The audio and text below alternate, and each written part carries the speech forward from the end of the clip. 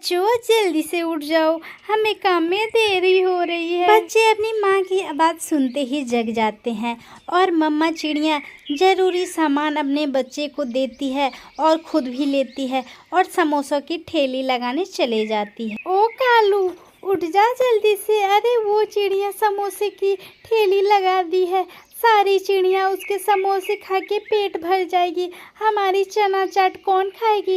उठ जा जल्दी से, उठाओ चटनी और मैं चने उठाता हूँ और चलता हूँ। फिर काला कौआ और गोरी कौरी दोनों मिलके ठेले लगाते हैं चना चाट की और इधर चिड़िया भी अपना समोसे बेच रही होती है। वो अपना काम मन से करती थी और इधर कौवे बहुत ही कामचोर थे।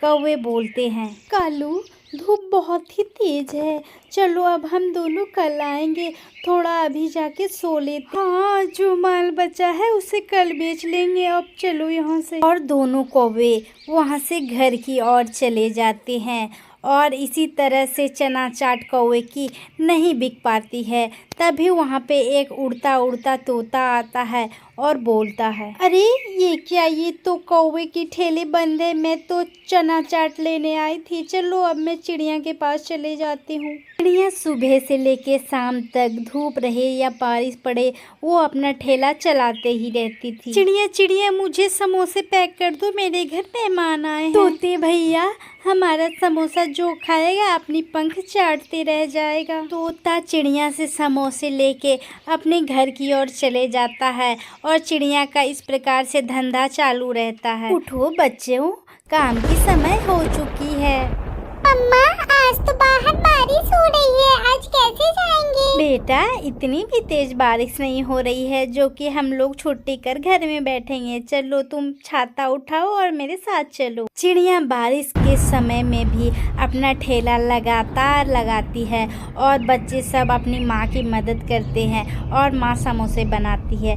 इधर कौआ, गौरी उठो उठो, हम लोग को दुकान लगाने जाना है वरना चना चाट खराब हो जाएगी। है तो होने दो, इस बारिश में मुझे काम पे नहीं जाना है। गौरी अगर चना चाट खराब हो गए तो नुकसान हो जाएगी। कोई बात नहीं, हो जाने दो, हम कल सामान दुकान से उधार लाके फिर से नया चना चाट बना लेंगे। और गौरी सो जाती है और गौरी को सोते देख कौवा भी सो जाता है। और उधर बारिश के ठंडे ठंडे मौसम में चिड़िया के समोसे बहुत बिकते हैं।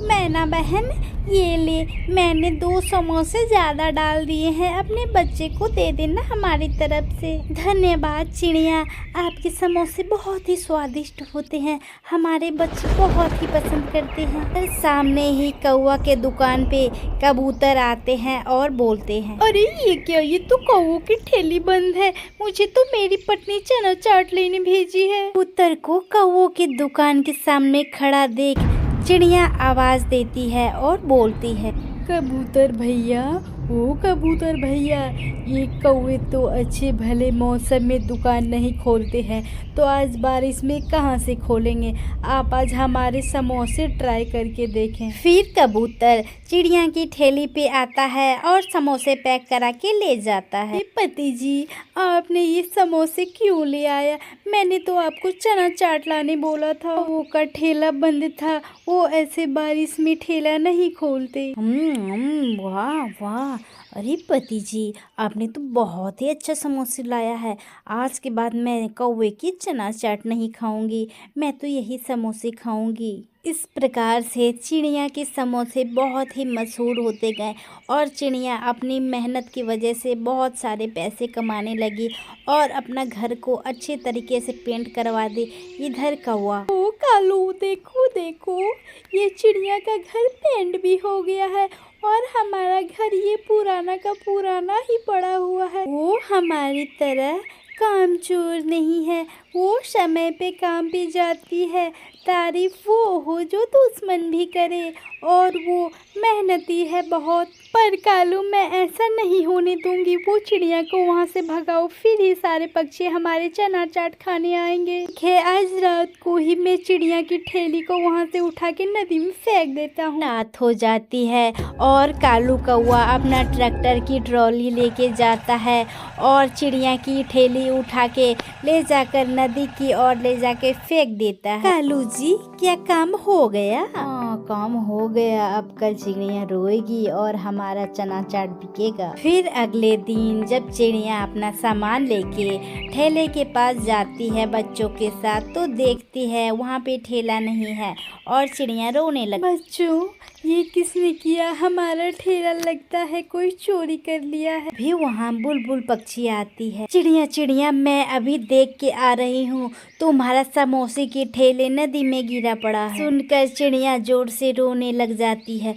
मैं अब अपने काम कैसे करूँगी? मम्मा मम्मा, हम दोनों बहन मिलके एक नया ठेला तैयार करते हैं। आप तब तक नीचे कढ़ाई रख के आप अपने समोसे बना के बेचिए। फिर मम्मा चिड़िया अपना इधर समोसे बनाती है और दोनों बच्चे जंगल की ओर चले जाते हैं लकड़ियाँ लेने। अरे बहन, यहाँ तो लकड़ियाँ नहीं है, हम दोनों अब ठेला कैसे बनाएंगे?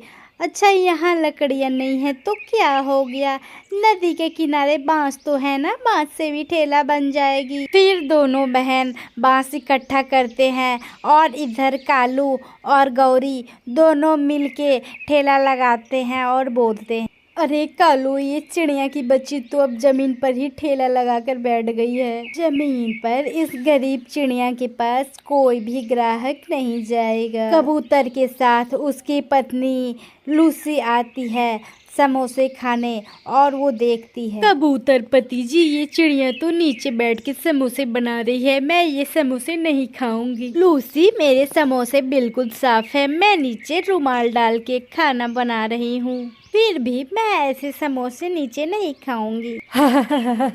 सारे कौवे हंसने लगते हैं। लूसी अपने पति को लेके कौवे के पास जाती है। अरे गौरी एक प्लेट चना चाट तो दे दो। लो लो लूसी कबूतरी, थोड़ा सा चाट खट्टी है मगर अच्छी है। लूसी और कबूतर दोनों मिलके चना चाट खाते हैं। छी छी छी छी, ये चाट खट्टी नहीं, ये चाट तो बासी है, तुम बासी चाट बेचती हो, तुम कितनी बुरी हो। लूसी और कबूतर ऐसे ही बिना चाट खाए वहाँ से छोड़ के चले जाते हैं और इधर दोनों बच्चे बांस इकट्ठा कर अपनी माँ के पास लाला करके रखते हैं। चिड़िया मम्मा अपने बच्चे को काम करता देखकर बहुत खुश होती है और बच्चे धीरे धीरे ऐसे ही कर बांस का ठेली बना लेते हैं और फिर मम्मा बोलती है, मेरे बच्चे तो कमाल ही कर डाले। उधार भर जाने से चील कौवे के पास आती है। कौवे, आज शाम तक तुम दोनों ने अगर मेरा उधार नहीं चुकाया तो मैं तुम्हारे सारे बर्तन उठा के ले जाऊंगी। चील चाची, वो सामने वाली चिड़िया की वजह से हमारा धंधा चलता ही नहीं है, बहुत कोशिश करते हैं। तुम दोनों की नीयत ही खराब है। सुन लो कान खोल के, अगर शाम तक हमारा पैसा नहीं दिए तो मैं सारा बर्तन उठा के ले जाऊंगी। और दूसरे दिन चील चाची आती है और दोनों कौवे के सारे बर्तन उठा के वहाँ से लेकर चले जाती है और कौवे फूट फूट कर रोते हैं। और इधर चिड़िया का दुकान बहुत ही अच्छे से चल रहा था। तभी चिड़िया बोलती है कौवे को, कौवो तुम दोनों मिलके जितना दिमाग लगाते हो हमारा दुकान खराब करने में, उतना दिमाग अपने दुकान में लगाओ तो तुम्हारा दुकान भी हमसे भी अच्छा चलेगा। दोनों कौवे बहुत ही शर्मिंदा होते हैं और चिड़िया से माफ़ी मांगते हैं और इसीलिए कहा जाता है कभी भी किसी को देख के जलना नहीं चाहिए। प्यारे दोस्तों, लाइक करिए, सब्सक्राइब करिए।